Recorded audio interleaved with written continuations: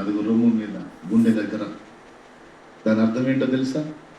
వారిని నీవు భరించాలి. దైవజనమా, దైవజనమా, దైవజనమా, మనకు దేవుడు అనుగ్రహించిన సంఘమే కాదు, సార్వత్రిక సంఘము, దాన్ని కూర్చిన బాధ్యత మనందరి మీద. మన ప్రార్థన అందుకోసం ఉండాలి ప్రతిదినము. నీకు అప్పగించిన మంద చిన్నదో కానీ పెద్దదే కానీ దాన్ని గుండె మీద మోయాలి. దాని మీదికి నాశనం రాకుండా, కోపం రాకుండా, శాపము రాకుండా, దానిలో పాపం జరగకుండా దాన్ని మన గుండె మీద భరించాలి. దానికోసం మన విజ్ఞాపన ఉండాలి. ప్రతిదినము దాని విషయంలో మనం అడ్డగించాలి. శత్రువు దాన్ని అటాక్ చేయకుండా అడ్డగించాలి. దేవుని కోపం దాని మీదికి రాకుండా మనం అడ్డగించే పాత్ర పోషించాలి. దేవునికి మహిమ కలుగును గాక. హల్లెలూయా.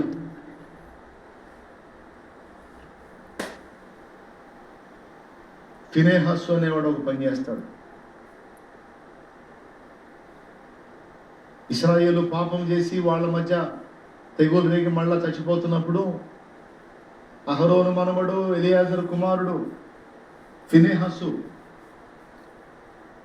దేవుని సముఖములో అక్రమంగా ప్రవర్తిస్తున్న వారిని హతము చేసి ప్రాయశ్చిత్తము చేసి దేవుని కోపము నుండి దేవుడు మండుకునేటట్టు చేస్తాడు. అక్కడ ఏమని చెప్తాడంటే ప్రాయశ్చిత్తము చేశాడంటాడు. దేవునికి స్తోత్రం కలుగును గాక. అక్కడ ఏం చేశాడు ఫినెహాసు? ప్రాయశ్చిత్తం చేశాడు. కాబట్టి అతనితో నా నిబంధన స్థిరపరుస్తాను, నేను చూచి ఓర్వలేని దాన్ని ఫినెహాసు కూడా చూచి ఓర్వలేకపోయాడు అని దేవుడు సంతోషపడి కోపం నుండి మండుకుంటాడు. అక్కడ ప్రాయశ్చిత్తం. ఇక్కడేమో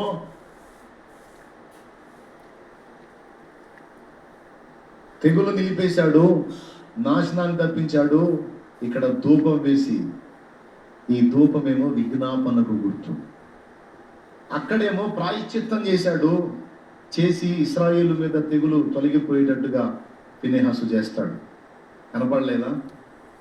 25వ అధ్యాయం, సంఖ్యాకాండం 25వ అధ్యాయం 13వ వచనం. అది నిత్యమైన యాజక నిబంధనగా అతనికిని అతని సంతానమునకు కలిగి ఉంటుంది.